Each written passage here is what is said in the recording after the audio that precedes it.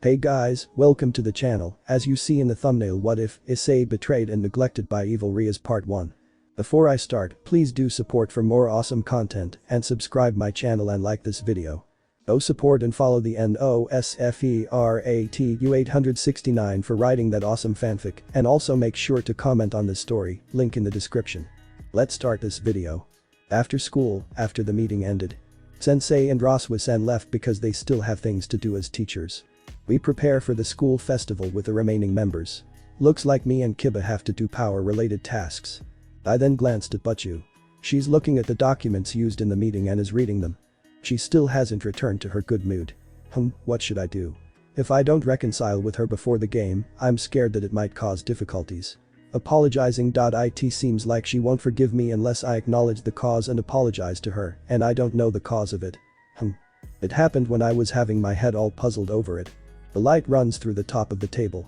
The light drew a circle and turns into a shape of a magic circle. It's a familiar symbol. Phoenix. Kaneko-chan mutters. That's right. It's exactly like Kaneko-chan said. This is the magic circle of Phoenix. It's a small magic circle which has the size to appear on top of the table, so is it a communication type? But who? Don't tell me it's Razor. What does he want? I was in suspicion, but from the magic circle a holographic image was projected and the face of a young woman appeared. She has a high-class atmosphere and looks. She has her hair up and adorned with expensive-looking accessories. Akasama. Ravel made a shocking voice. Akasama. Ravel's mother. So that means she is the wife of the current head of the House of Phoenix, which also makes her the mother of Razor. She's pretty. She looks like she is in her 20s. Since she is a devil, I don't know her real age, but she certainly looks like Ravel. How do you do, Ravel? Sorry for the sudden call. I couldn't get any time, so I ended up calling at this hour. In the humans world, Japan, it's still school time, right? Why yes, it certainly is, but why did you call all of a sudden? When Ravel asks, Lady Phoenix says. Are Rias-san and Security-san here? The one who was called by her is Butchu. Me? Why me? Butchu stands in front of the projection. How do you do, Abasama? It's been a while. Ara, Rias-san. How do you do? It certainly has been a while. And? The lady looks around. Is she looking for me? I positioned myself where she could see me immediately. Ah, hello. I'm Haidu Issei. Hello to you too. This is our first time meeting like this, isn't it, Haidu Issei, son of the Security? I apologize for introducing myself like this. And no. So do you have some business with me? I ask while acting politely. Yes, I thought I should greet you properly normally. I should go and greet myself to Rias-san, who is in charge of the Haidu residence and the academy which my daughter will be homestaying at, but there were reasons why we couldn't visit. You know, since the demands of the Phoenix's tier are increasing, so maybe they don't have time because of it. Kiba whispers to my ears. Ah, I see House of Phoenix are the main suppliers for the Phoenix's tiers after all. I heard that there are emergency demands on the Phoenix's tiers and that they can't keep up with the supplies, so the lady must be with it as well. That must be hard. It's much appreciated, seriously. Butchu replies while smiling. Not at all, Obasama. Your words would be enough. Please leave travel to us. I'm truly sorry, Rias-san. For having you take care of Razor after the game and also having you look after Ravel. It seems like she isn't saying it with bad intentions. I thought they would hold a grudge against us because the engagement was cancelled, but it seems like they don't even have a bit of it. There are so many big-hearted people in the House of Phoenix. But for Butchu, it must be complicated. After all, she couldn't decline the transfer of Ravel and the responsibility for her. Then the lady looks at me. Also, Haidu Issei-san. Please especially look after my daughter. And me too. And she emphasized the word especially. Of course, I will look after her. Why yes, of course. But Butchu is also here, and there are people who can look after her better than me in our club. Yes. Of course, by entrusting my daughter travel to Rias-san and everyone else, she will have no trouble at the school in the underworld. But, what I would like to ask of you is different from that. Would you please protect her so no weird pests would come near her? By having the Security who has gained many achievements next to her, both my husband and I can feel assured. Weird pests. So she's telling me to look after her so no guys would come near her in the human world. I'm also a guy, you know. Well, I won't do anything like laying my hands on Ravel. She's my important junior. She's cute, but I won't lay my hands on her. I understand. I don't know how much I can do, but I will protect your daughter. When I said that, the lady made a bright expression. And besides me, Ravel has her face very red. Hey, what happened to Ravel? For a moment, the face of Butchu who appeared within my sight looked sad, but was that just my eyes? I thank you very much. Ravel. Yes, Akasama. You know what you must do. You have to support Riasan, and you have to listen to your seniors, and on top of that you have to deepen your relationship with Haidu Issei-san. As the daughter from the House of Phoenix, work very hard so you don't tarnish the name of our house, okay? Of course. Looks like the mother and daughter are talking about something. I don't know why, but Ravel has her face red and it looks like she is filled with spirits. And lastly, Haidu Issei-san. The lady talks to me again. Why yes. I hear that your dream is to become a high-class devil. Yes, it isn't. My daughter is currently my bishop. I traded with Razor. Why yes, I have heard. Please remember it very well. My daughter is free. She is my bishop. She doesn't belong to Razor. Very well. Why yes. You understood. That's something I already know, but well, I just nod my head just in case. Hearing that, the lady nods her head. She looks satisfied. Why? My business here is done. Ria-san, Haidu Issei-san, and everyone, please forgive my sudden introduction. And it's time now. Ravel, behave in a manner where you won't make any shame as a lady. Yes, Akasama. Now then, everyone. Goodbye. Flash. The light brightens, it then turns into a shallow light and disappears. The greetings of Lady Phoenix which came here like a storm. It must be due to worrying about her daughter and the greetings to us. Though there were things I'm not sure of. I was in doubt and made a sigh, and Butchu who was about to leave the room unsteadily on her feet appeared within my sight. Butchu, where are you going? When I asked, Butchu stopped and she muttered without turning around. Ice, will you protect me? Why do you ask such a thing suddenly? I don't know, but my answer is obvious. Of course, I will protect Butchu. And Asia. Eh? Yes, I will also protect Asia. And Akeno. Akeno-san. That is obvious. But, what happened, suddenly asking me such a thing? I don't get it. I don't get what Butchu's intentions are at all. But, Butchu asks with a lower tone. Hey Ice. Why yes. Do you, what am I? Who am I? I don't get the meaning of this question. But, to me. To me Butchu is Butchu and. The moment I said that. Baka. She scolds me mixed with the sound of her crying. Butchu rushes away from the spot and she leaves the clubroom. Rias-sama. Asia goes after Butchu. Asia turns to me after she reaches the door. Her eyes are soaked with tears. Why is Asia crying? Ai-san. You are horrible. It's too much. Why can't you? Why can't you understand Wani-sama's feelings? Saying that, Asia goes after Butchu. Having Asia also say that to me, I just stood there dumbfounded. Wah, wait a sec. What's the meaning of this? Why is Asia also mad at me? That wasn't right, Ice-kun. Tiba makes a sigh. Then not right as in what? That, precisely. Geez, you are so. I can understand very well what the girls are going through. Exactly. It's natural for Rias and Asia-chan to get mad. Akeno-san also sounded mad. Even Akeno-san. Even I, who is dense at these sorts of things, thought you were a bit off, Ice. Even Zenobia looks at me with her eyes half closed. Moo. Ice-kun, sure is a no-no. Poor Rias-san. Even Irina was mad. You're the worst. Ooh. I just received the coldest you are the worst quote from Kaneko-chan. I don't know what I did wrong. I just don't know. To begin with, maybe I should go after her. I tried to leave, but I was stopped by Akeno-san. The current Ice-kun will just hurt her more even if you go after her, so don't. Seriously? Is it that serious? But. It's my fault, right? My fault. I really don't know. No, I actually have a maybe kind of guess, but inside me that possibility is very unlikely. It's basically impossible, that's why I don't understand. Shit. I started to get confused even more thinking about it. Hey Gasper. Am I really bad here? I asked my junior. Jayasuke says it in an apologetic manner while twitching his body. Yes, I think you are very bad. Even Gasper says that to me. I felt down. Then Ravel asks while panicking. This is my mother and my fault, right? I'm sorry. Is it Ravel's fault? It seemed like Butchu tried to leave after the communication between the Phoenix mother and child. Akeno-san places her hand on Ravel's shoulders. Ravel-chan doesn't have to worry about it. Ice-kun's the most at fault here because he never tried to think about the crucial thing between Rias and himself until now. Akeno-san cheers her up like that and she starts to prepare for tea after urging Travel to sit on the sofa. It looks like I'm the biggest villain here. What am I supposed to do? The fool. Part 1. I didn't know what I was supposed to do.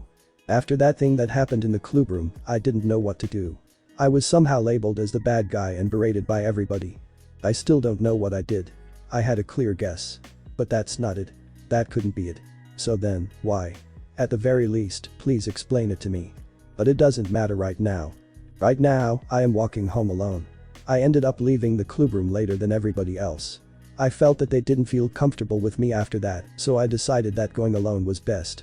But I still feel lonely after all. Truthfully, I don't want to go home. Everybody probably already made it there, and I don't know how to face them. I don't want to face them. I have a hope in me that maybe it'll just go back to normal. Maybe they'll blow it over in a couple days and today was just a bad day. But that hope is false, even I know that. So I don't want to go in there. But it's too late. I'm already here. I'm outside of the gate of my giant house. I remember when it first got renovated.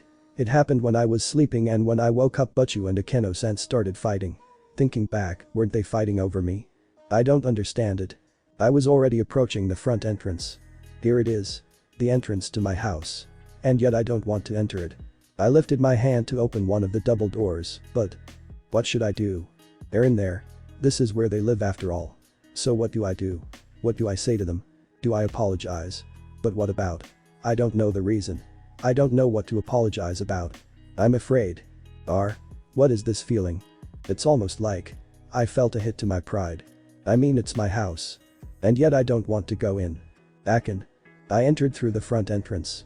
The large hall was empty, but I could hear the usual noise from the main living area. A part of me feels like it wants to curse the fact that I have to take the stairs past the living area. Nevertheless, I walked to it. Even though I tried so hard, I still lost to Kaneko-chan. Everyone was in casual mode. Irina was playing some fighting game with Kaneko-chan and lost horribly. Zenobia was just watching with Akeno-san on the couch. Roswa-san seemed to be helping mum cook dinner, and Butchu and Asia are nowhere to be seen. Ravel is just sitting alongside them with a look of shame, somehow. Looks like they haven't noticed my presence from behind yet. Or maybe they haven't, are just ignoring me. Ravel looked up and saw me. Welcome home, Isama. Somehow, I don't feel at home. Ravel is fidgeting while looking around to the other girls, who were not looking at me. No, it's okay, I was hoping I'd be ignored, to be honest.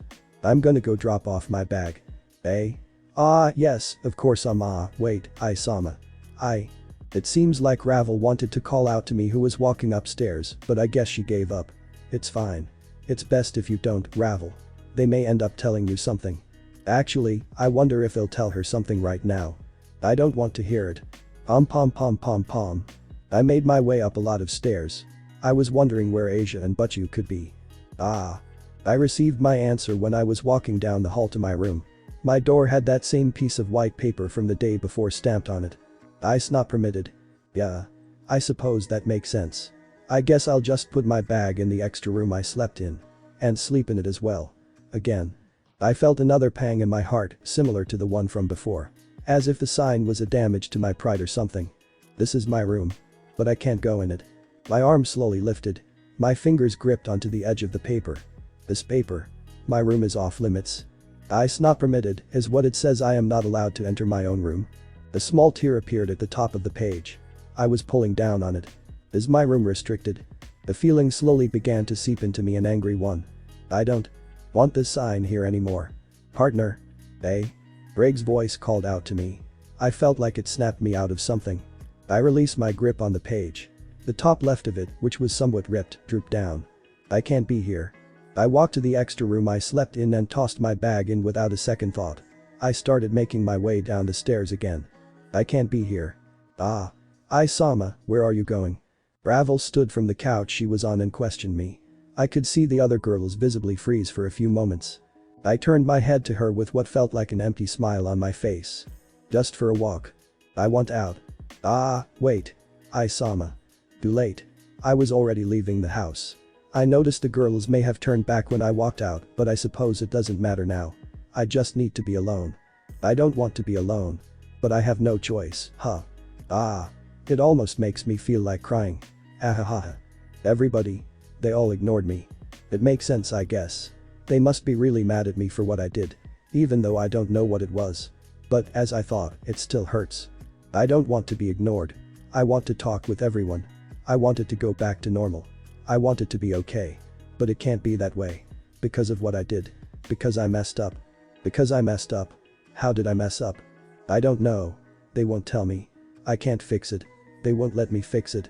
Now they all. Asia, Akeno-san, Irina, Zenobia, Kiba, Kaneko-chan, and Jayasuke. They all are mad at me. They're all disappointed with me. Because I messed up. I start thinking of everything we've been through. Asia, I tried to save you from the fallen angels back then I failed. I tried to save you from Diodora again. I failed. Is that why you're mad at me? Akeno-san, I tried to help you with your hatred towards your father and your fallen angel blood. But I guess I failed you. I don't know where I was planning on walking to, but I know this path. This path, this road I'm walking down, I know exactly where it leads. I know where I'm going. And I don't know why I'm going there. But my body is what's moving me toward that place. Kaneko-chan, you were afraid of your power and of your sister. I thought I helped you overcome those fears. Little by little you started to grow. But, somehow, I failed you. Kiba, didn't I help you reconcile with your past? You said you would always have my back, didn't you? You said it so much it got creepy. Were we joking back then? I guess I failed you. Irina, we were always friends, weren't we? I could always tell that, somehow, you looked up to me. Maybe that's why you were so boyish back then. But things change. I have become a pervert and an idiot. I'm not like the little superhero I wanted to be. So I guess I disappointed you. I guess I failed you. Yes, I know where this path leads to. I know where I'm headed. It's sunset. It's getting darker by the minute. My subconscious is driving me forward to where I know I'm going. It's dragging my body along, even though it feels limp. Zenobia, I guess we never got along, huh? We're comrades, but I guess that's really where it ends. You kept asking for that strong offspring of yours to come along soon enough from me. I guess I failed you. Asper, you were a cowhide I wanted to watch grow. I wanted to help you become stronger. To become more of a man like you wanted to. You said you wanted to be like me. I suppose, not anymore. Roswasan, you weren't there. I wonder what you would have said. Ravel. I suppose it's my fault. Is this how it will be from now on? Partner. Are you there? Ah, I made it. I'm finally where I thought I was going. This park. The same one. The same time. I remember that day so clearly. It's still fresh in my mind. The date was perfect. I had so much fun. I thought it was right. I thought I was doing it right. I was ready to give up my perverted ways. If it was for her, then it was worth it. I was thinking about the future, when she would become my girlfriend. When she would become my wife. When she would become the mother of our children. Haha, how pathetic. Someone like me. The sky. If you want to blame someone, then blame the god that put that sacred gear inside of you. I looked up at the sky. To that being which was thought to be dead. To God. Do you really hate me that much? Partner. Are you listening? Ah, the sky is moving. It almost looks like it's swirling really slowly. It looks the same color as that day. That day. I put my best clothes on. I showered twice. I put on cologne. I planned the entire thing out. I even showed up early. Oh, yeah. While I was waiting, I received a flyer from Butchu Familiar which ended up saving my life. Are they? That's right. I received a flyer that ended up saving my life. But it was Butchu Familiar. She told me about it after she revived me. So she knew what was going to happen. It stopped. It's over. No wait. It's still spinning. Everything is spinning. I need to sit down. Partner. The bench, yeah, there it is. Sit down. God, I can't stop holding my head. It's pounding. No, this can't be. Something like that.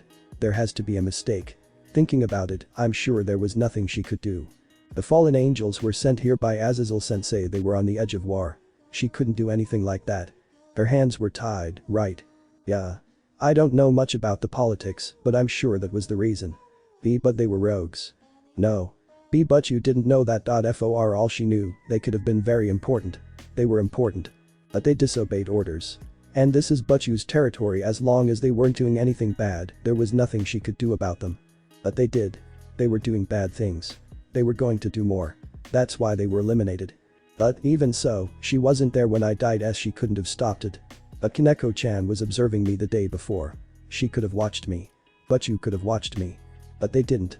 They couldn't. No. This is her territory. So if they did anything dangerous, they could have gotten rid of them. And no war would have started because they were disobeying orders. Sensei wouldn't want war, so he would have sacrificed those rogues. So that means, if Butchu had watched me, I wouldn't have died. But that has to be wrong.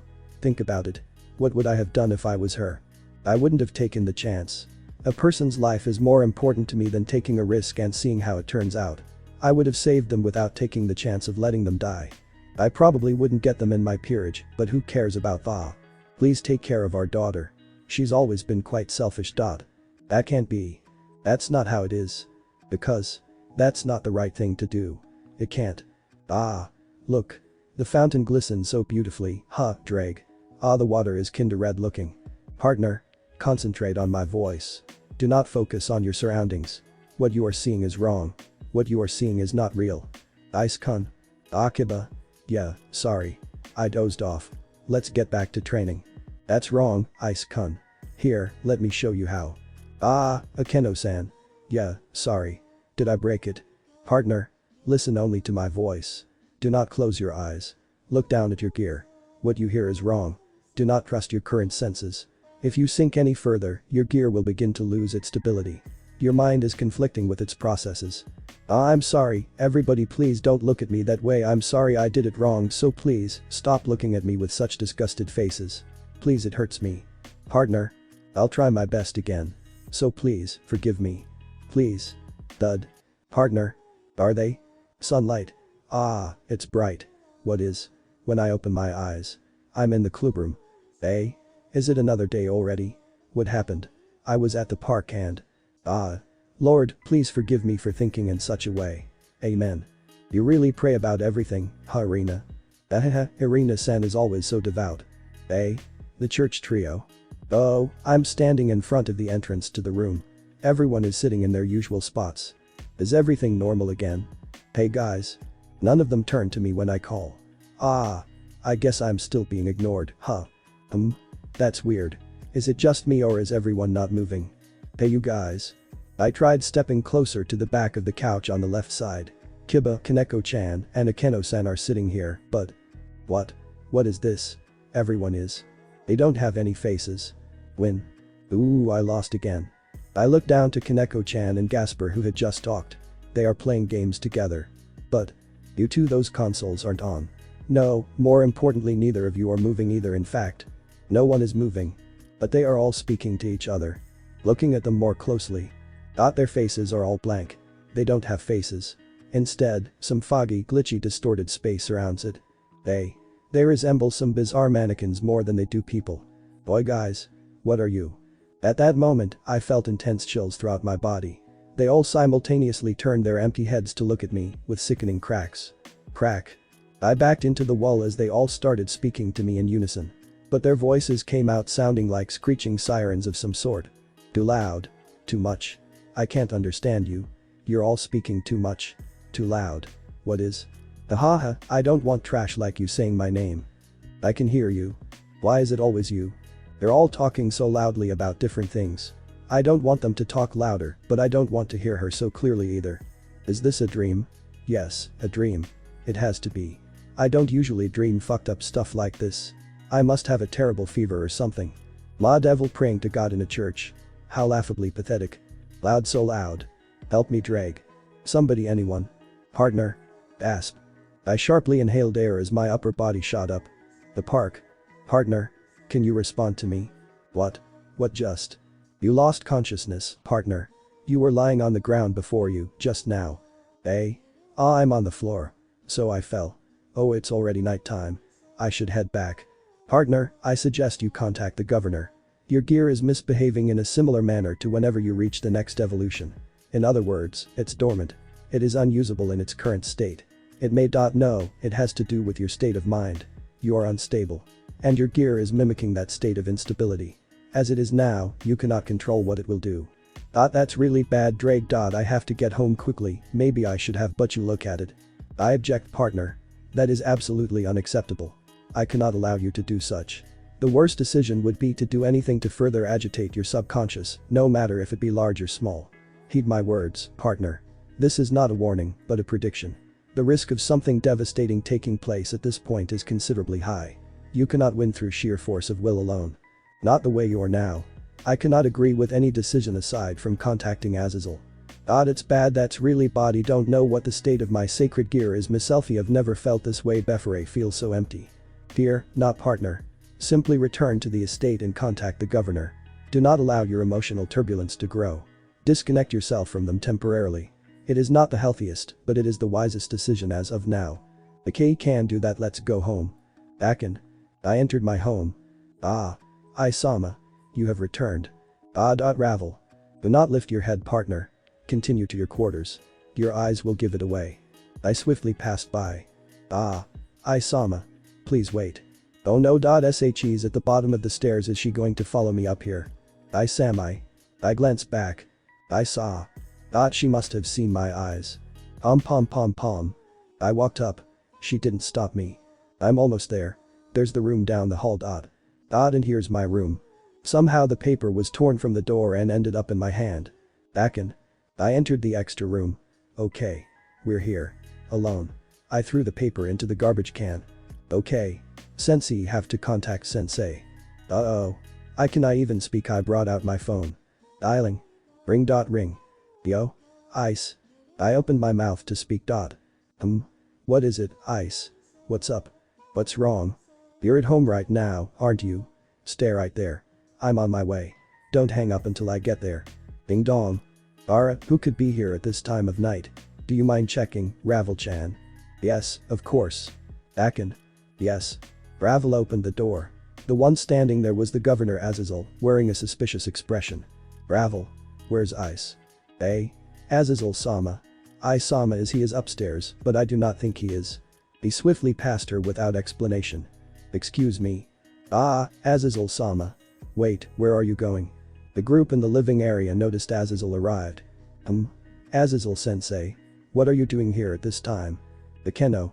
Ice is upstairs, isn't he? Akeno just frowned at his question and looked away. I do not know. There is no point in asking me. Ravel reappeared from the other area. Azazel-sama. What's wrong? Why did you storm off asking about Isama like that? Ravel. Azazel looked up to the staircase while narrowing his eyes. What is it? Do not enter the room with Ice and I in it. None of you. What? What do you mean? What is going on, Azazel-sama? Stay away from any aura that leaks out. Especially the one coming down the stairs now. Akeno, where are Asia and Rias? They are in Ice-kun's room.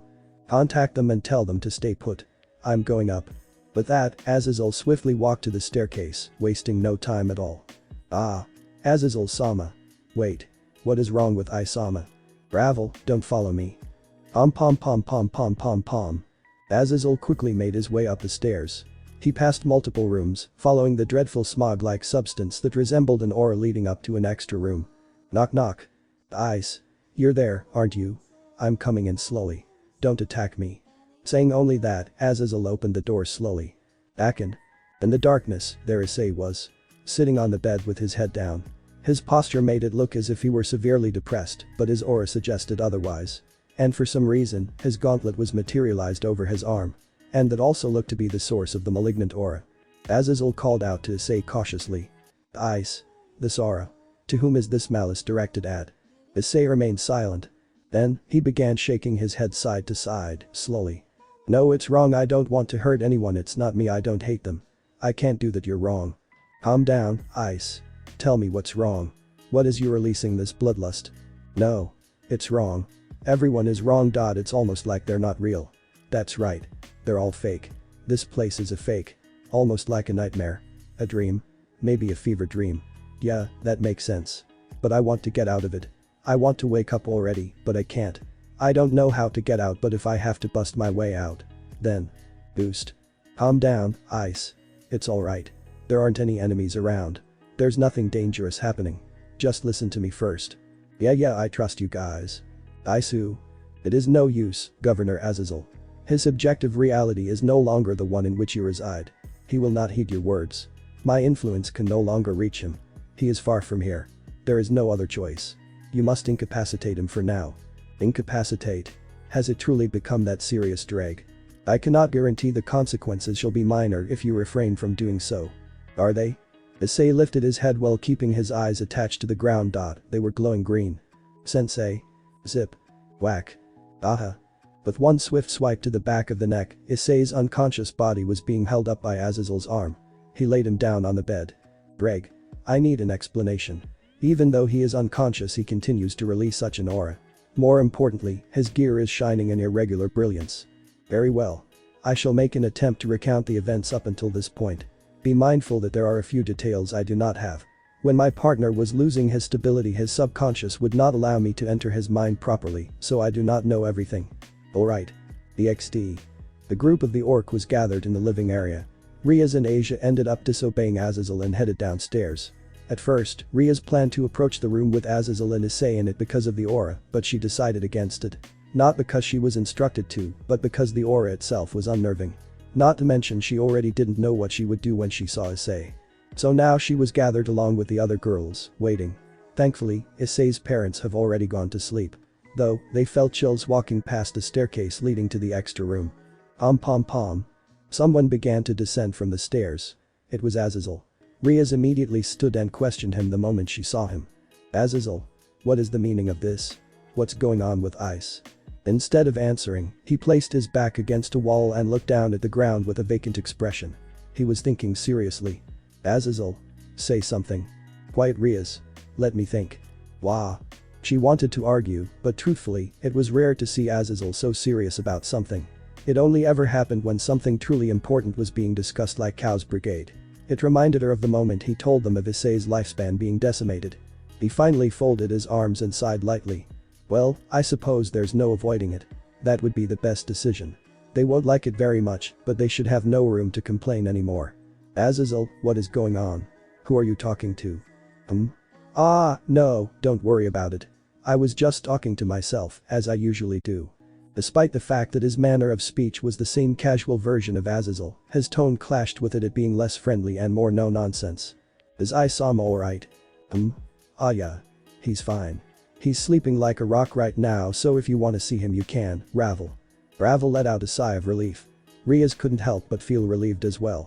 They may not be getting along right now, but at the very least she wants him to be okay. Especially considering that dark aura that was crawling out from the bottom of the door. I suppose I'll at least check on him. Just as Rias was about to move. No, my bad. Not you, Rias. I meant Ravel alone. None of you can see him just yet. Except for Ravel. If you want to see him you can, but I'm sure you don't hold him in the same regard as the girls, so it's fine if you just stay here and listen. What? What's going on, Azazel?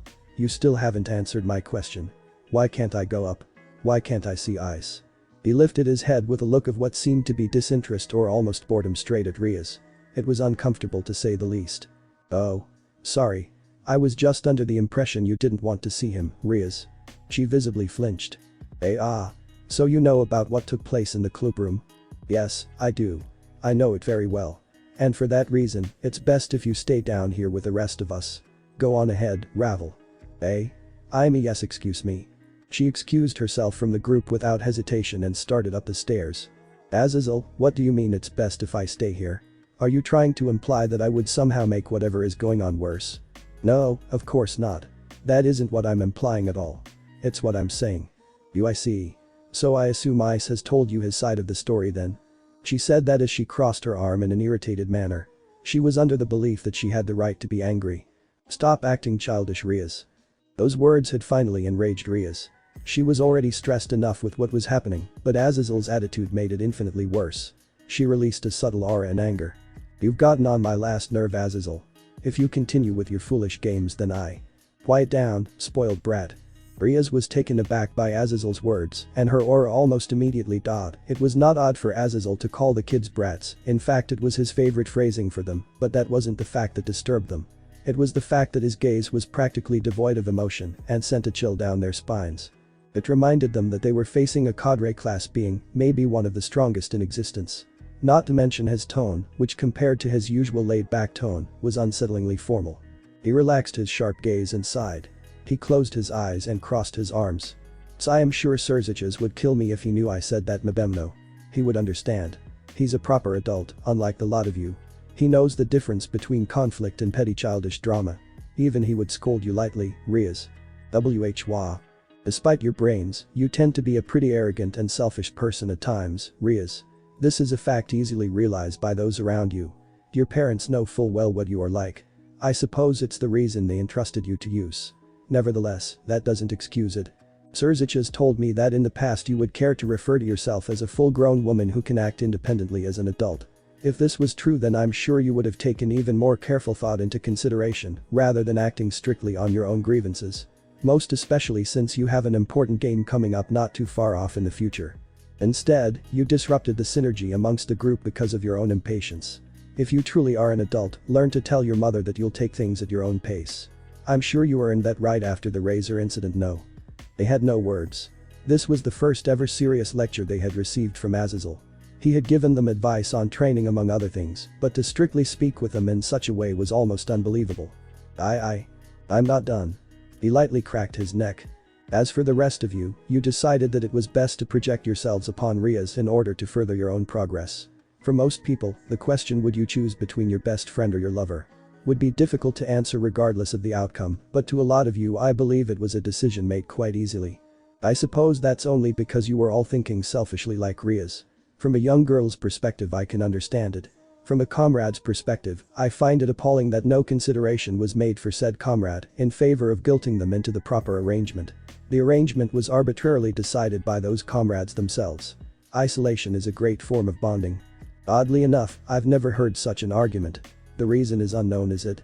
Who knows? Only experience teaches. That leaves me with one question. He lifted his head and looked straight through them. What exactly does such an experience as this teach an honest and weak-minded boy about trust and relationships? So I am not mad. If it seems that way, it's wrong. I was almost peeved when first hearing it, but thinking about it cooled me down a bit. But even still, I'm just disappointed. Disappointment. Even a carefree being like Azazel can feel such a thing in people. It was unheard of to them, until now it seemed. As your sensei, no, as your ally I'm disappointed. As your sensei, I've already failed. If it wasn't already ingrained within you not to be so selfish and close-minded, then I, as a teacher, have failed. So I can't be disappointed in that sense. Although, what does sadden me the most is that I have failed in both prospects for that boy alone. Who would have thought things would become so grim? Those words caught their attention. They felt an eerie sense of worry. Wait, Azazel. What's wrong with Ice? What do you mean grim? Azazel shook his head. You thought too much about yourselves. If I had known that even Ice could have such episodes. No. I suppose being surprised by such a thing is just because of my lack of foresight as your sensei. Regardless, if I knew such a thing would take place I would have shut you all down quickly. Please Azazel. Tell us what's going on. No more riddles. Just please tell us. I beg you. He sighed once again. Ice is not in a stable condition. His emotions clashed with his subconscious, violently causing him to have some sort of psychological episode. As it is now, his sacred gear is dormant and unusable due to complications with his psyche. His lack of support caused him to crumble away easily. His confusion made it all the worse for his simple mind. Ice is no fool, but his mind is most definitely not as strong as something like his will. He has trouble processing things like this on his own. I will not tell you to blame yourselves, because unlike you lot I know that is not the healthiest way to learn lessons for everyone. However, I will tell you that, as a result of your actions, Ice is in the worst state he's ever been in. And recovery will be something I won't allow you to interfere with. Issei was in the worst condition he'd ever been. That was something that terrified them.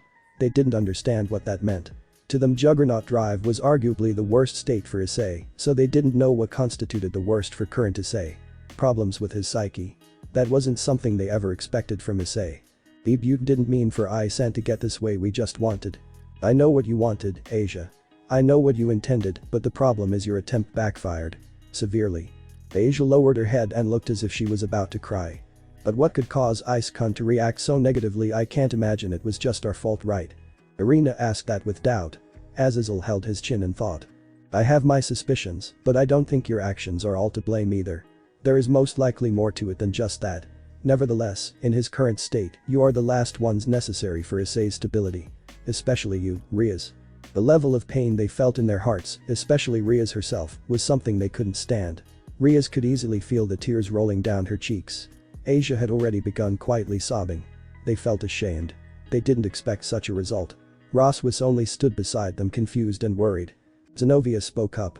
You said you have an idea of what is wrong with him. What do you think of Sensei? They lifted their heads to him for his response. Figure that out for yourselves. I'll be lenient and make that your punishment. Of course, this was Azazel after all. He wasn't going to make it that easy. Good luck. Hopefully, you'll find out before it's too late. He said that and began to walk up the stairs. Wait. What do you mean before it's too late? He stopped. He made his way back down again and stood at the bottom of the staircase. Starting tomorrow morning, Ice will be relocating to Grigori temporarily. He will return when he's fully recovered. What? But no. Something like that. You can't do that. I am his master. You cannot take him away from me. Oh? Is that so? In that case, I suppose I'll just have to ask Surziches for permission. I'll explain the situation to him and he'll quickly understand, allowing me to do as I please. That's. She felt her confidence disappear as she slouched her head. Don't feel too bad, Rias. I'm going to have to explain this to him either way. I can't just take away the security without a proper reason. Though, I have a pretty good reason. Then at least let me apologize to him before he goes. Just let me say I'm sorry. No can do. Ice could have woken up thanks to travel by now. If he has, then the worst thing to do would be to let you see him. We can't take that risk yet. Why is it okay for travel to be there? Zenobia asked Azazel incredulously. He raised a brow. From Draig's description, I don't remember Ravel berating you for something he didn't fully understand. She averted her gaze ashamedly. Then at least let me check if he is sleeping. If he is awake, then I'll leave him alone. But if he's sleeping then just if I can just take a look at him. Azazel shook his head. Nope. Not happening, Rias. It wasn't my intention, but I'm sure you can consider this your personal punishment. Tears formed at the edges of her eyes again. She could only sit down on the couch in sadness. Rias Onasama. Asia sat beside her while the rest of the girls could only stand around holding their heads down in shock and shame. Pom. Azazel walked back upstairs and returned to the extra room. Knock knock. Yes. Ravel answered from behind the door. She didn't bother to lower her voice, so that means Issei is awake. Back in. He entered and saw Ravel sitting on the side of the bed Issei was lying on. He had his back turned to the door and Ravel. Yo Ice. Feeling better? Yeah. Did Draig already tell you about what's next? Yeah. Is Isama really going to Grigori? If he is then would it be alright if I accompanied him? Azazel crossed his arms. That's not up to me, Ravel. This is for Ice's recovery. If he thinks it will help him then he has every right to invite you. Ravel looked to the lying form with a bit of hope. He didn't turn. I want Travel to continue her daily life normally. I don't want her to miss her happy days. But Isama is. Sigh. Alright. How about Ravel continues her daily life and every once in a while she can come and visit you. How's that? He didn't respond vocally. He only nodded his head. Thank you, Isama. Yeah. Then how long will you Sama be gone? Azazel began thinking again.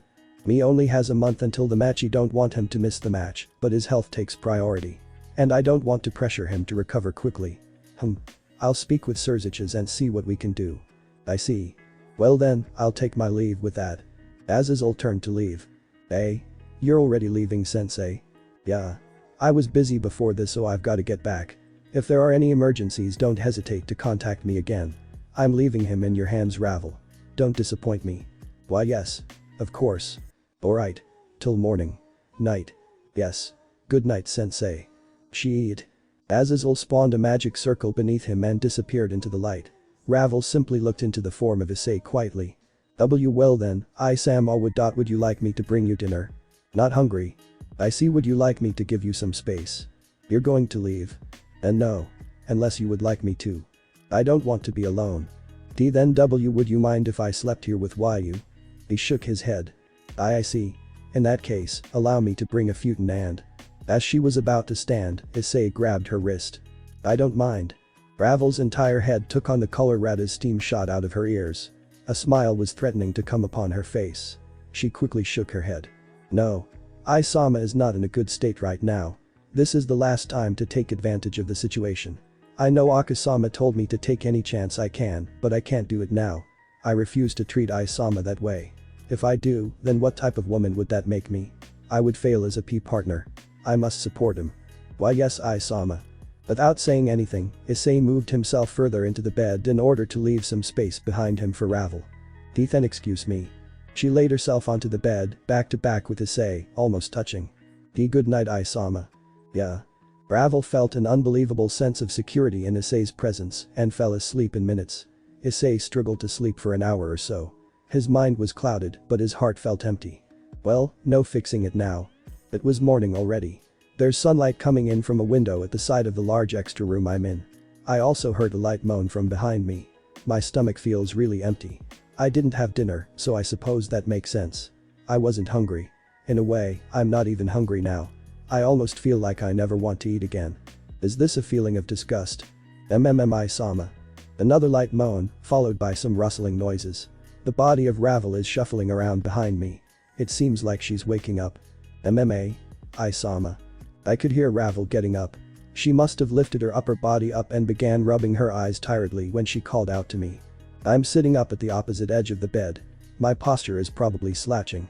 I'm looking down at my lap after all. Do I look sad? Does it even matter? Sama. Ravel calls out to me. She sounds a bit afraid. Do I look scary? Draig. Well, partner.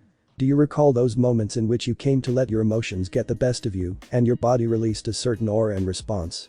Yeah. Well, what sort of aura do you believe you are releasing now? But that usually happened when I was having bad thoughts.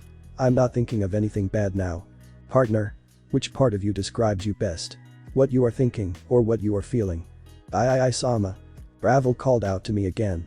I don't know how to make the aura go away because I don't know what I'm feeling right now. I feel empty. I turned to Travel with the best smile I could muster right now. It feels like an empty one though. It most certainly looks fake, doesn't it? Morning, Ravel. Good morning, Sama. She responded to me nervously while lowering her head a bit. I guess I'm intimidating her, so I decided to turn back around. How do you feel, Sam? Ravel. I interrupted her before she could finish her question. Why yes. Call sensei for me, I'd like to talk to him please. Why yes, Sama. Would you like to speak to him alone? Sorry. And no, it is alright. Would you like me to bring you some breakfast? And yes. I'm not hungry, but if I don't ask for food, Ravel probably won't feel at ease. I could practically imagine her shoulders losing some of their tension from behind me. Very well.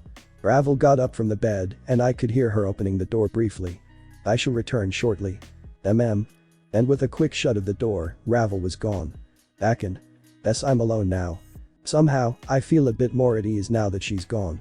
Last night, I didn't want to be alone. I felt like something was going to happen to me if I slept alone for another night, but when I woke up, I couldn't stand lying next to her. I kept getting this eerie feeling that the longer I lied next to her, the greater the chance I had of something bright and thin piercing through my belly. Ping. My head out. Somehow my head randomly felt a tinge of pain, and then it started ringing. The ringing is slowly dying down, until it's quiet. But thing I was thinking about, I'm sure it was you, wasn't it? Haidu residents. X. It was a school day. And yet, a majority of the Haidu household residents were at home, gathered in different places. In Dundun game over. The television made a colorful sound. The one who was playing video games, mindlessly, on said TV was Kaneko Taoju. She had a distant look in her eyes that suggested she was in no way invested in whatever she was playing at all. Perhaps, somewhere, lost in her own thoughts, whatever they may be. Most likely, there was a serious lack of thought going on, more than anything. But deep under it, there was serious concern. Behind Kaneko, on the couch, were a couple other members of the peerage.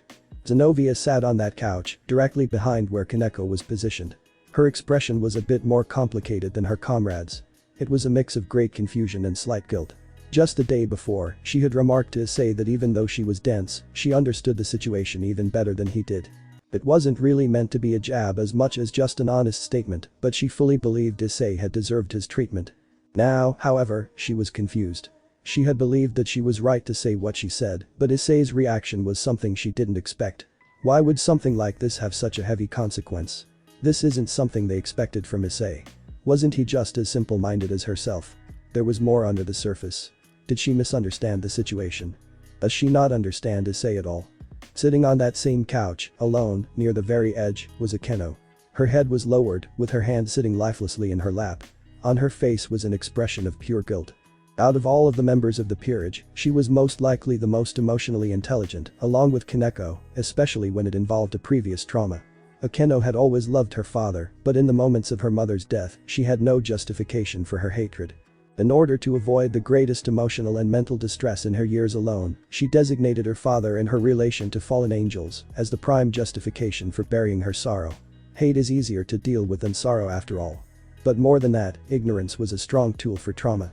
Feigning ignorance for the sake of protecting oneself. She knew this well. She knew what it felt like to lie to yourself. To convince yourself of something you knew deep down wasn't true. It was her greatest protection. Issei fixed that. He was the one who came along to give her a chance at redemption. He gave her a chance to finally retrieve herself from the deepest parts of her heart instead of hiding her pain behind a thin veil of false hatred. And now, he was in his worst state, according to Azazel. A state they've never seen him in, let alone imagined him being in. And according to Azazel, it was all their own doing. The more she thought about what happened in the clubroom, even shortly after it happened, she couldn't help but feel like there had to be more to the situation than what they previously thought. Something she didn't want to consider a possibility. She had an assumption. A very likely assumption as to why Issei may have had such a serious reaction. She hoped that this assumption was incorrect, but considering the facts already presented, it was practically undeniable. There was almost no doubt. But if something like that was the case, then the best course of action would be to console Issei now. If they only explained and showed their understanding, maybe that would fix everything. But it might be too late now. They may have just missed the only window they had to return to their everyday life. The way Azazel lectured them so seriously was something they couldn't predict. The way Issei reacted was something they couldn't predict. From this point on, they didn't have a proper way to deal with the situation. What sort of outcome would the situation even have? Would things even be the same anymore? Could they return back to normal? Who knows? But Issei will not be staying for long. Azazel will be taking him away. His recovery was top priority. And if that recovery involved separation from the group, then the situation does not bode well for the group at all. The males of the group, Gaspar and Kiba, were attending school as usual. They were not aware of the situation as they were not present during the events that took place at the Haidu residence. After all, they live in a different mansion. As a teacher, Rias was faithfully fulfilling her duties. But, it wouldn't be inaccurate to say that she would become distracted briefly throughout her classes today. As concerned as Irina was, she was a bit more of an attentive student. She decided that staying home in the same manner everyone else has would do no good for their health. Especially if they aren't even going to get the chance to see Issei before he leaves. Besides, compared to the rest of the girls, she can't help but feel more disconnected with Issei at this point. The old days of their friendship were long gone after all. The last two women were in the kitchen, finishing breakfast, along with the mother of the household. Asia was beside Mother Haidu, cooking while she spoke to her casually. Despite how much she tried, Asia could not fully listen to everything being spoken to her. Her mind was too cruel to her in that regard. It simply doesn't let her. She has a great sense of guilt lurking in her consciousness. She had reacted quite emotionally yesterday. After all, her precious one Isama ended up being hurt after the man they loved disregarded her feelings. Asia was unbelievably conflicted at the time, to say the least. But now, she felt guilty and sad. The collective actions of the group ended up having a terrible effect.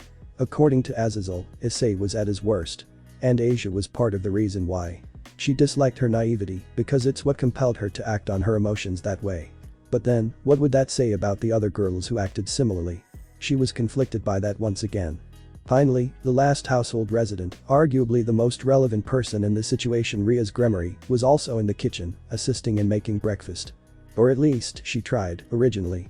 In truth, Rias was now doing nothing more than staring into a plate of food with a distant look.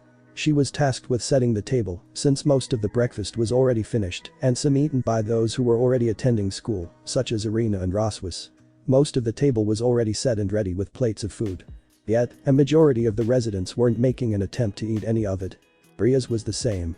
She stared down at what was meant to be her own plate of breakfast without interest. She didn't want it. She didn't care for it. There was only one thing she wanted. The one thing she knew that she couldn't have. The one thing she might not have again. It's making her uneasy. But overall, there was a great desire. A desire to see him. She just wanted to see him. Of course, she actually wanted more than that. She wanted to touch him and speak with him and more, but she knew that wasn't fully possible. But at the very least, she just wanted to see him. She couldn't do any of that. It felt unfair. The fact that she was not allowed to even see her own servant, that she considered hers in more ways than one, was a powerful strike to her pride and more. The poor little princess was unaware of the cruel irony of the situation. Rias Onisama. Rias was snapped from her stupor by Asia, who stood beside her with a concerned expression. I'm sorry, Asia, I'm alright. Asia didn't believe her very well, but she didn't know what to say. There wasn't a proper response she could give to Rias. Issei's mother could see that something was wrong with everyone, and somehow it had to do with her son. He must have done something serious. Honestly, what an irresponsible boy is all she could think. Pom pom pom pom pom. As if all of Ria's devil instincts were focused on the rooms upstairs, her senses immediately caught on to the fact that someone was descending down the stairway. Ice.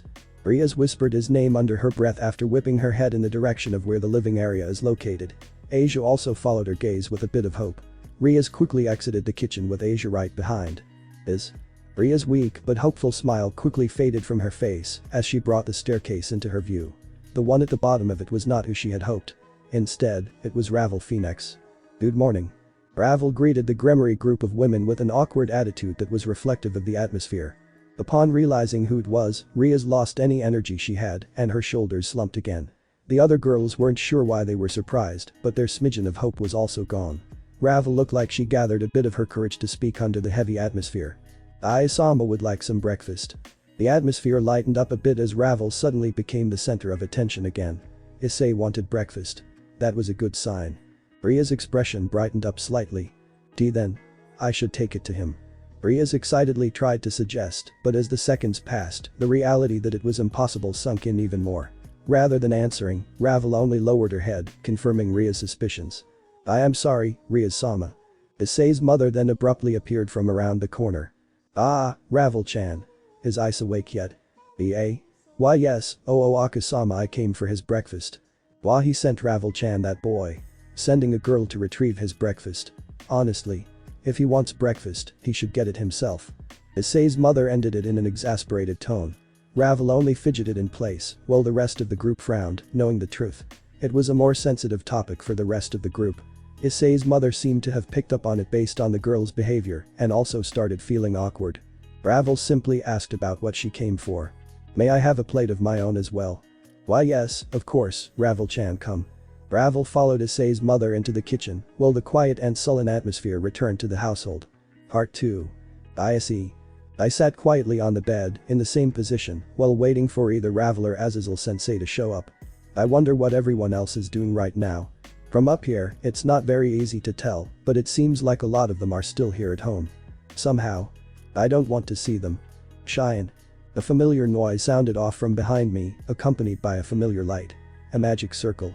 When the light finally died down, I heard a familiar voice as well. Yo, Ice. You're awake. It was none other than Azazel sensei. He appeared from the magic circle and greeted me like normal. But he paused momentarily after seeing me. Ice. That's you, right? Ah, I guess he's worried about whether I'm acting like yesterday or not. I may even still be releasing the same aura, though I wouldn't know since I don't remember. Yeah, I'm here.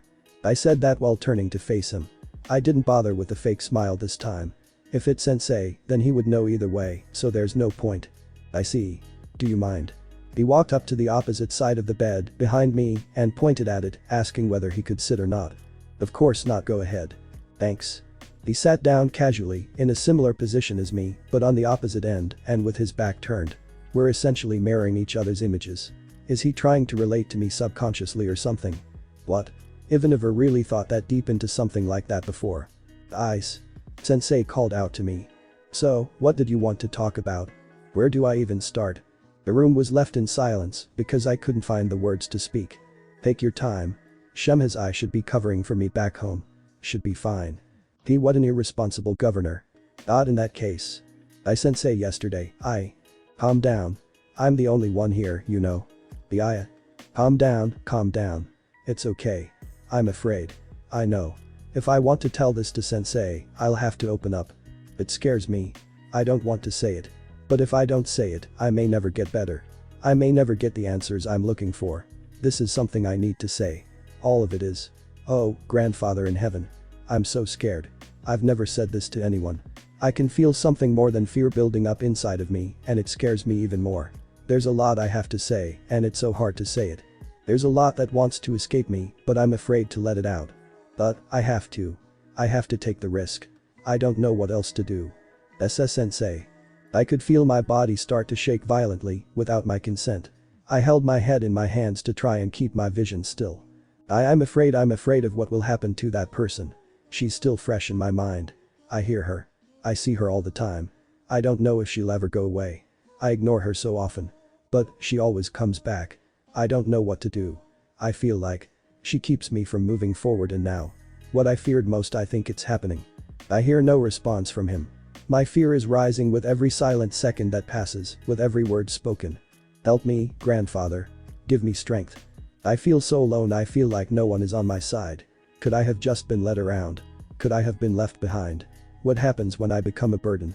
Has that already happened? She's the one who keeps me thinking like that. I don't want to believe it's true. But she's the one who keeps me in that same place. She won't let me move. I'm stuck. She keeps me in that state of ignorance and fear. Because if I ever get out, I'm afraid she'll be waiting on the outside for me, or maybe someone else will be waiting in her place. Something wet is dropping from my face. I don't want to keep going. But I have to. I'm already this far. And either way, a part of myself refuses to let me stop. I don't want to be like this. It's not fair that I try so hard. What did I do? I never did anything. I said because I was a pervert all this time. Is that why? If it is, then I'm sorry. But I couldn't give it up because it was the only thing I had left to hide behind. It was my only form of self-protection. Maybe if I was stronger, but I'm not. I can't. I'm not as strong as everyone needs me to be. I try to carry everything so that everyone can rely on me, but if that doesn't work, then what will happen to me? What will happen to me? If she was right all along? I could feel the bed press down a bit from next to me. A hand lands on my shoulder. There's nothing wrong with being afraid. The grip I held on my head tightened. And Sensei gave me his heartfelt lecture with a rare, gentle tone. Listen, Ice. Even the strongest people are afraid of something. There's nothing wrong with that. Especially someone like you. The only reason it frightens you so much is because of how kind-hearted you are. Along with your strength comes a weakness. The weakness of being too kind. That kindness brings people closer to you, but it leaves you open to pain. You aren't unbreakable. You aren't supposed to be. You need support just like everyone else. There's no problem with that. You shouldn't believe that you have to carry everything. And the people around you shouldn't support that idea alone either. It's not wrong to feel cheated when something unfair happens. And most of all, it's not your fault for running. It's not cowardly. You're not in the wrong here, even if others may want you to believe you are. You have just as much of a right to think about yourself as they do for themselves. Especially when they become selfish. I know you are afraid.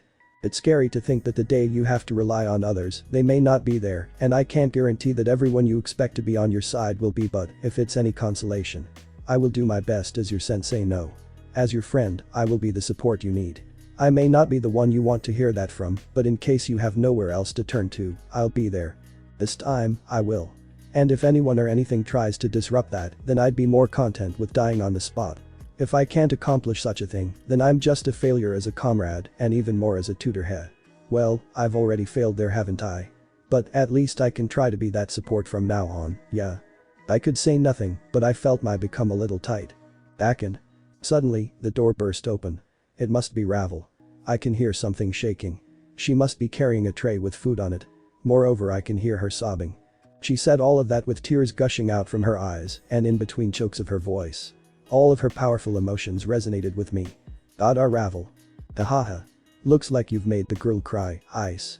Or maybe that's my fault. Oh well. Who knows?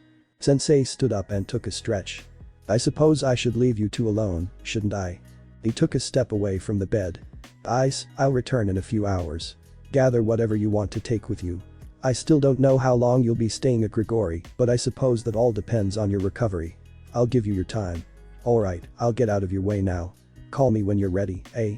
Shine. Sensei quickly disappeared in a magic circle without another word. I didn't even have time to process what he said to me.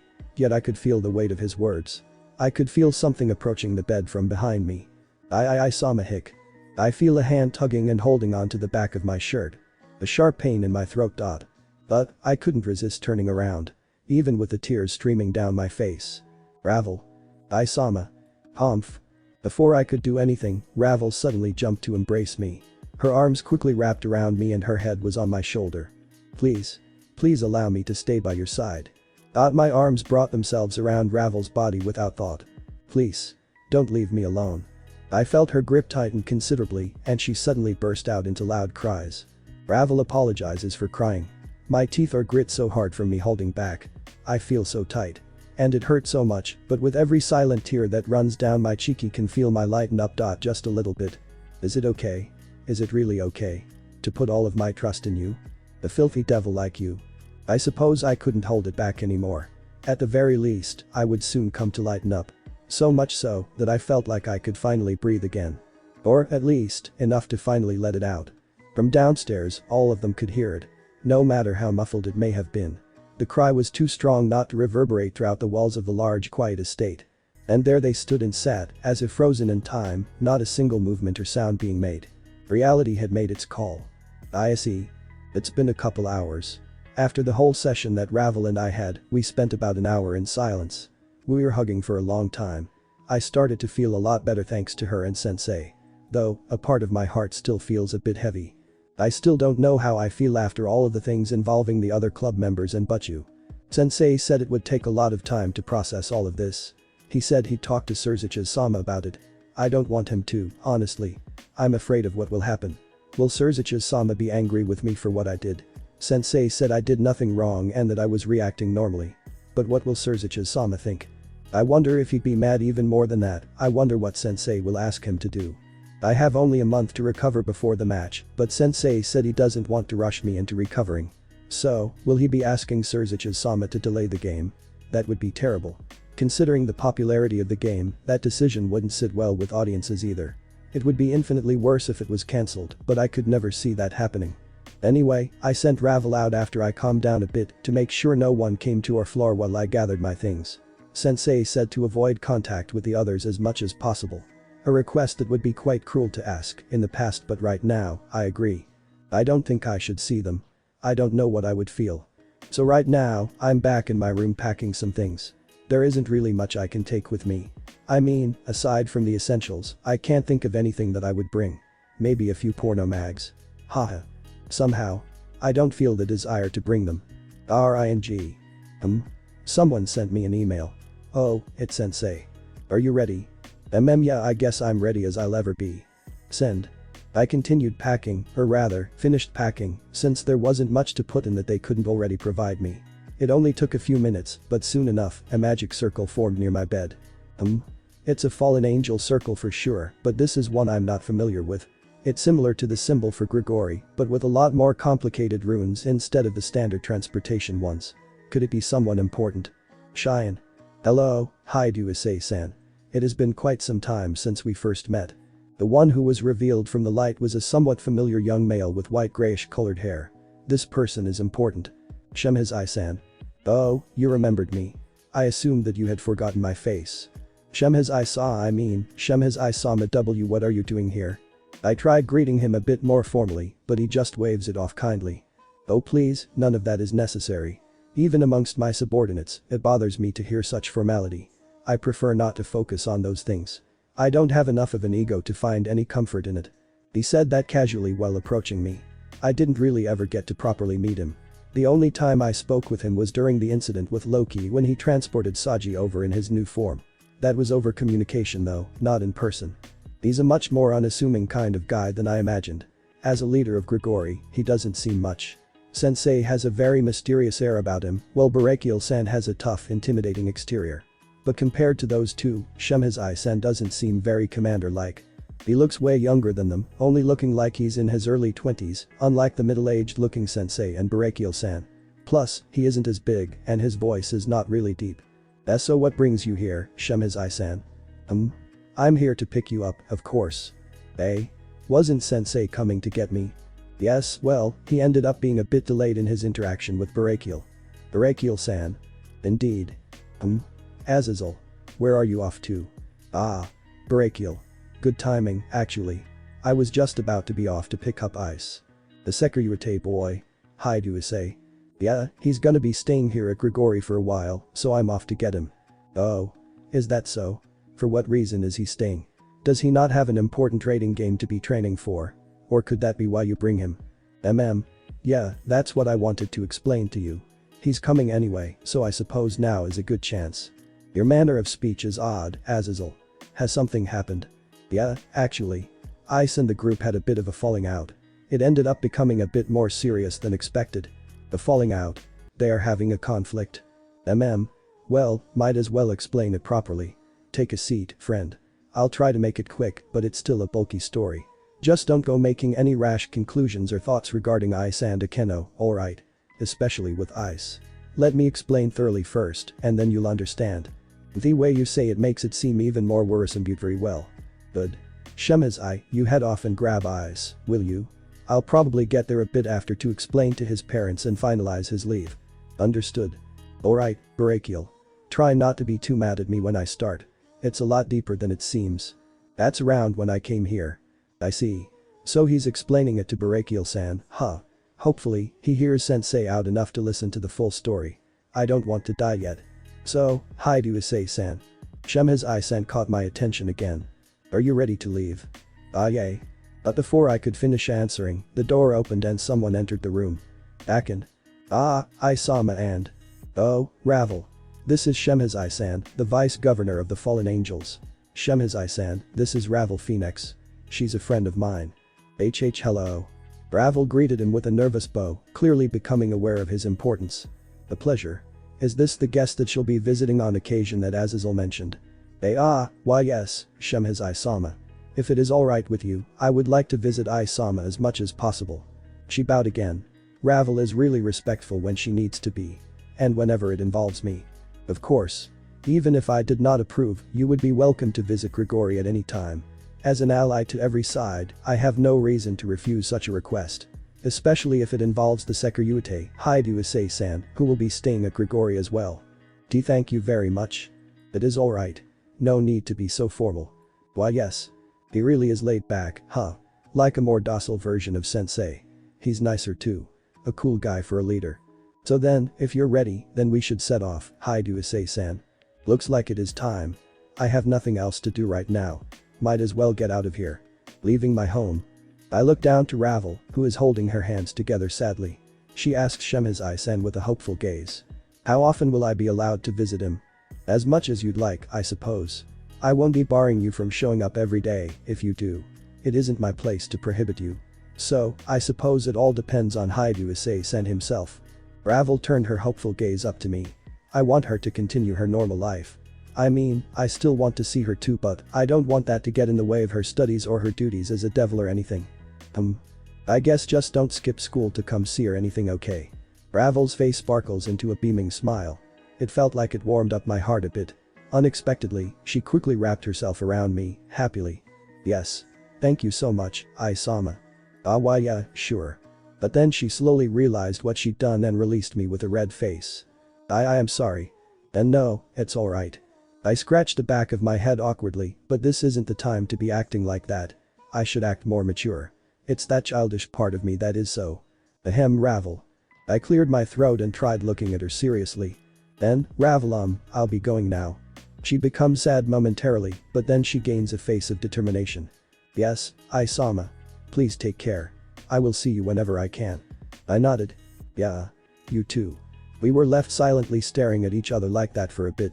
Very well. Shall we go? I was snapped out of it by Shmiah-san. We were staring at each other awkwardly, weren't we? Why yeah, sorry, let's go. I grabbed my luggage and stood beside Shmiah-san. Then I'm off, Ravel. Yes, stay safe. Yeah. I smiled at her. Shmiah-san formed the magic circle beneath us. Shine. With that, I left my home for Grigori that day. Part 4. When I opened my eyes, we were in Grigori already. Issei-san.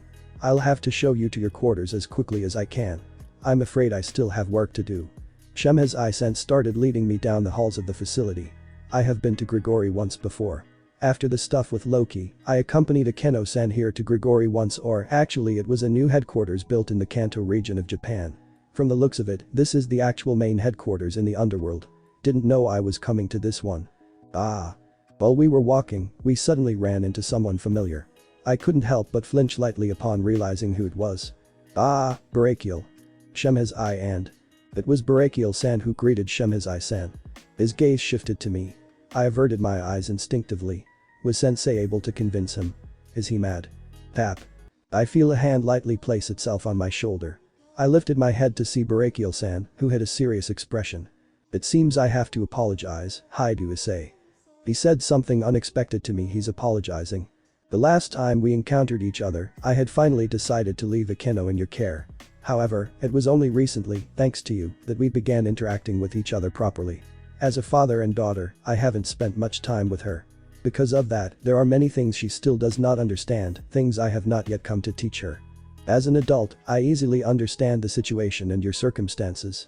I understand that, in a relationship of that manner, there must be a mutual understanding or care for communication. But my daughter is still young. She is still naive. No matter how intelligent she may be, there are times when she simply won't understand things that are not taught to her. That's why I know this may be too imposing to ask of you, especially at this time, but…" Then, Bariel-san did something unbelievable. He bowed his head fully to me. "Please do not allow such a thing like this to affect your connection with her. If not for your sake, or my own. Maybe it is too much to ask if it is for her sake, but even so as her father, I beg of you." All I could say was, "If you're asking me not to hate or dislike her, then you shouldn't have to worry about that." Bariel-san lifted his head in surprise. A slight smile formed on his face. "Yes, that is all I ask of you." I nodded my head to him, seemingly easing his worries. "Yeah, don't worry, I won't." Up until now, I didn't know how I was going to feel about everything. But, as I thought, I can't come to hate them. My memories of them are still fond, but that's why it hurts to think that what happened was real. But at least I can promise Bariel-san that I won't hate Akeno-san. After we separated from Bariel-san, Shmiah took me to my personal quarters. It was a very lavish-looking room that I didn't expect to be so sophisticated in a place like this. Sensei must have gotten this room for me especially. I didn't expect that sort of treatment either. I guess I should thank him when I see him. Well then, hi to Issei-san, I'll have to take my leave with this. Enjoy your stay. Yeah, thanks. Of course. Goodbye then. Akeno. I was left alone in the big room. I decided to just lie down and rest since I have nothing else to do. There's a lot in this room. A plasma TV, a nice bathroom, and even gaming systems. There's erotic pictures of fallen angel girls on the walls too. As I thought, Sensei must have picked this room for me, huh? But I don't feel the same feeling I usually would while looking at the pictures. It's almost like I feel nothing towards them. Partner. I'm alright, Draig. Just don't feel like it right now, I think. Shortly after Issei disappeared with Shmiah, Ravel made her way down the stairs to announce Issei's departure. But there was already someone downstairs, in the kitchen with the rest of the group, informing them. "So you see, ma'am.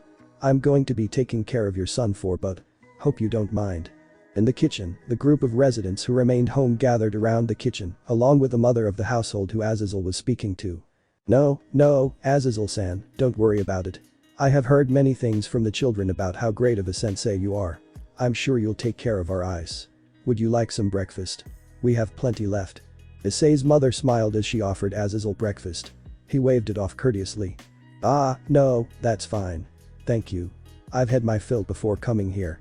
As he politely declined what was offered to him, Azazel's eyes caught the form of Ravel approaching the area within his view. Ravel. There you are. Has Issei already taken his leave? Yes, he has. The group of women completely deflated into attitudes of guilt and despair. That man was gone. I see. In that case, Mrs. Haidu, would you kindly allow me to speak with the girls privately? There's a matter I must discuss with them as their sensei. Why yes, of course. Excuse me. Mother Haidu excused herself from the group and walked off somewhere into the residence, leaving Azazel to speak with the women. So, as you've heard, Issei's now gone. Shmiah should have escorted him to Grigori by now. It seems you did not have enough time to realize what was necessary. Did you at least reflect on your actions? He asked while looking around. Every member he met eyes averted their gaze. Rias did not meet his gaze because her head was lowered in despair. The last person he met eyes with was someone who did not avert her gaze, but rather stared him down with a stern expression. "Oh? It looks like you have something to say to Akeno."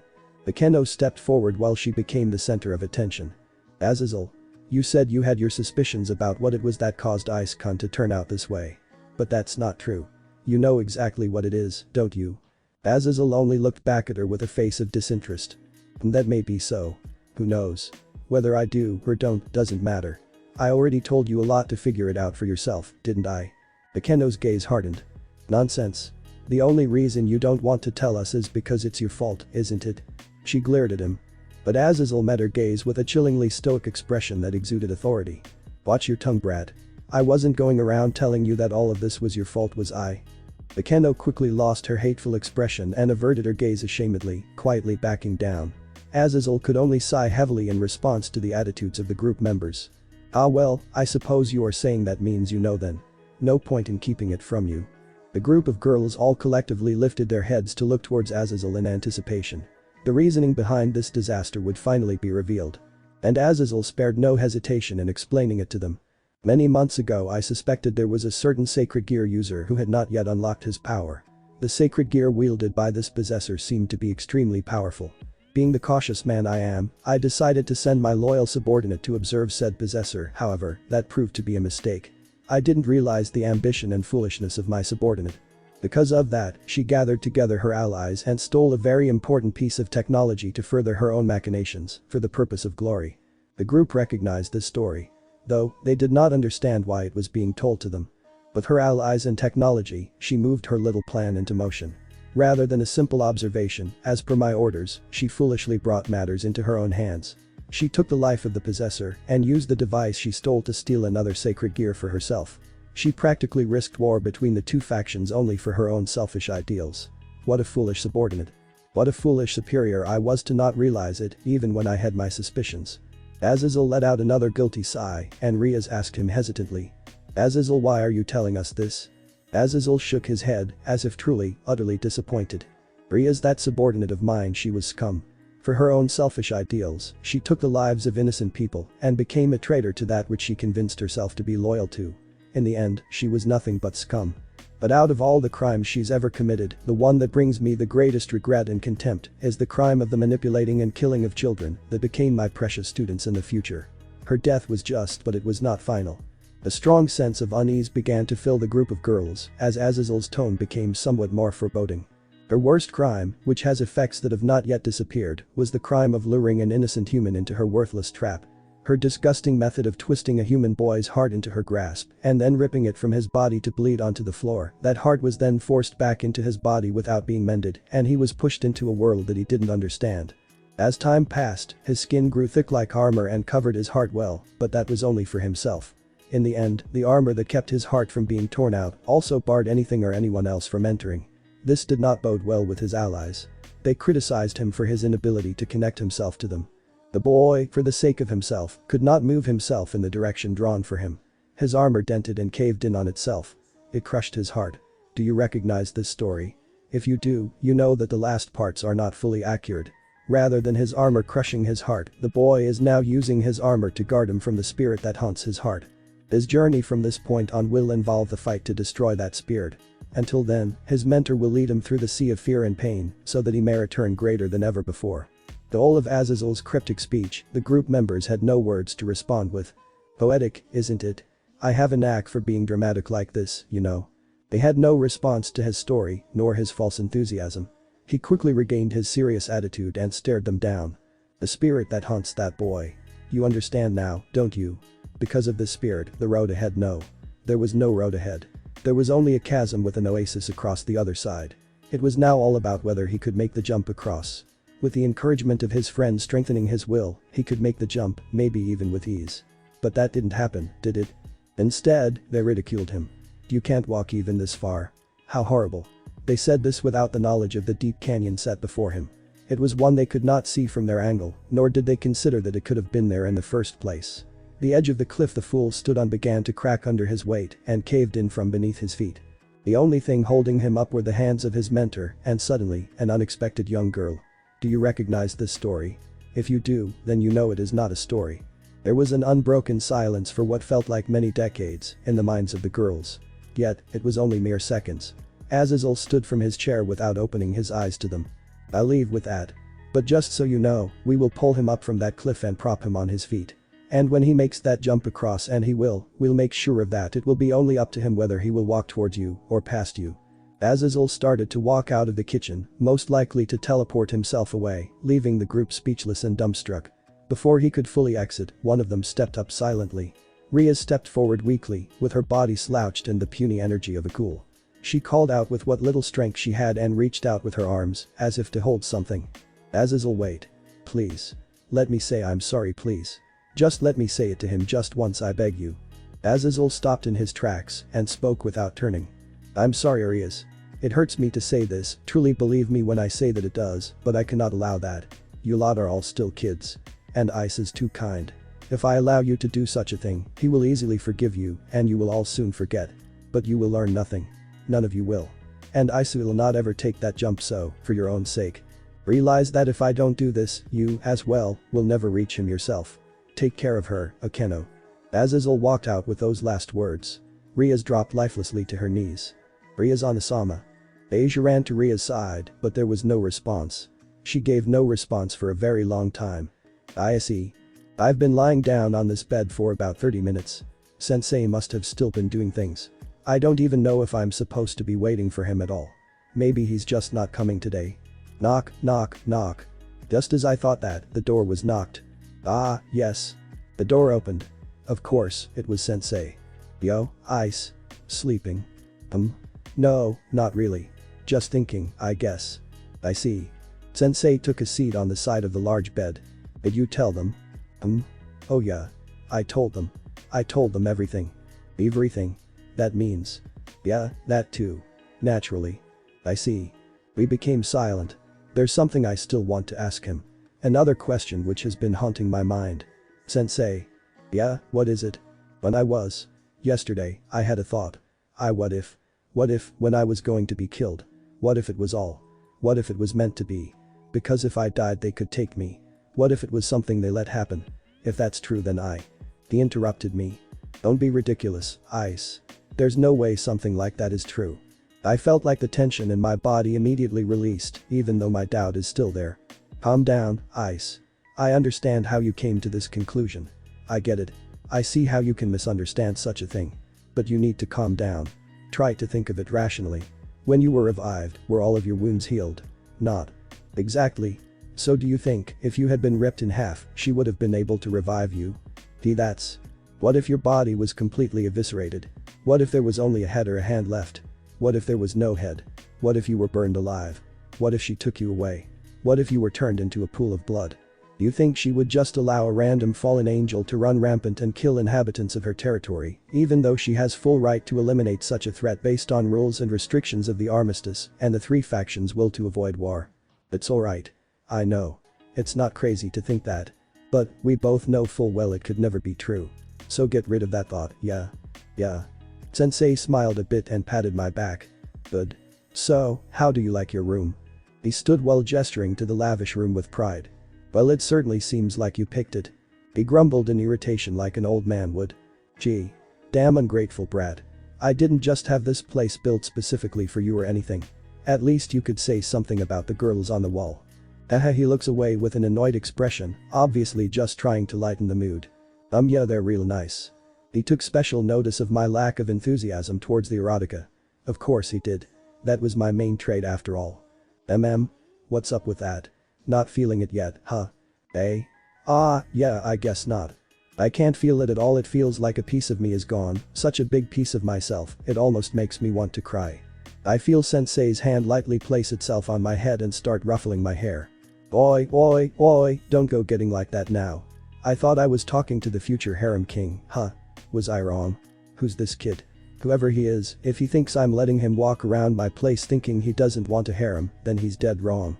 He's getting one, whether he likes it or not, even if I gotta shove him right in his face, you hear? I could feel my eyes begin tearing up under the cover of my hair again. Yeah. Good. Sensei started to walk out of the room. We'll figure out what we're gonna do tomorrow. Just rest for today, eh? Yeah. Alright. Let me know if you need any more pics for scientific purposes here. This is a research facility after all. Back-in. Sensei exited the room before I could answer. He damn irresponsible governor. I laid back in bed and looked up to the canopy above. We'll figure out what to do tomorrow, huh? Tomorrow. What will happen from now on? Thanks for watching this video. If you really enjoy this video, like, subscribe, and comment down below, and turn on that bell notification.